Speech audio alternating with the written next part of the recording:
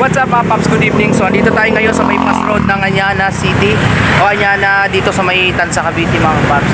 So ito po yung daan na nagsisimula dito sa may Robinson Tejero, Bypass Road patagos ng Tansa papuntang Anyana mga Paps. So may nakita ko dito, may nadaanan ako dito nagtitinda ng mga pinyahan na yung mga Paps. Sobrang daming pinya dito. So ang lalaki. Ito pala ay galing sa Silang Cavite mga Paps. Kakapitas lang nito no? So isang piraso nasa 3.5 kilos mahigit. So hindi lang pinya, meron din silang kamuting kahoy dito, meron silang mais mga Paps yan. Bumila ako ng isa, so binigay sa akin dalawa mga Paps. So makikita natin sobrang lalaki ng pinya. Galing ka kuya. Yan si kuya yung nagtitinda dito. Ayan. Anong pangalan natin? Hey guys, ako pala si John Rex Solano. My nickname is Long Long, just call me Long for short. Just call me Long. So si kuya yung nagtitinda. Anong oras kayo nag-open sa umaga?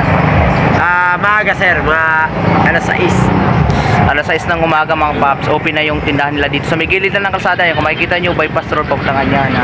Tapos, abutin sila ng alas 10 hanggang alas 11 ng gabi. So hanggang kaya nila yung tug na sa gabi mga Paps, dito sila sa gilid lang nagtitinda. Tapos marami sila ditong meron silang santol, avocado, dragon fruit, tapos mga saging. Yan o, dito ako na sa pinya nila, sobrang dami yun, lalaki. So mga Paps, 3.5 kilos ang isang piraso nito. Kaya kung ako sa inyo mga Paps, kung malapit na kayo dito, taga Tansa o taga General Trias, punta na kayo dito. Ayan o, lalaki. So dito lang yan sa may dali.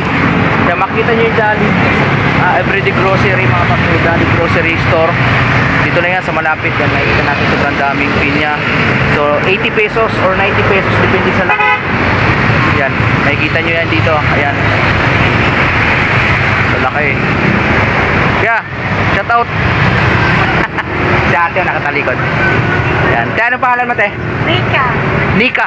Tegeroa Rica Frente. Oh, ayan, sige. Cavite. Cavite nyo, no? Taga rito lang pala sila. Pero yung mga pinya mga Paps is galing tong Silang Cavite. So nag-harvest ngayon ng pinya, kaya ito bagsak presyo, ang lalaki. Shout out tayo sa mga Tegeroa Rica Frente. Ayan, kaya, thank you. Thank you ate, thank you. Yan, dami lang tinda dito, basta sila yung makikita nyo pagka pumunta kayo dito mga Paps.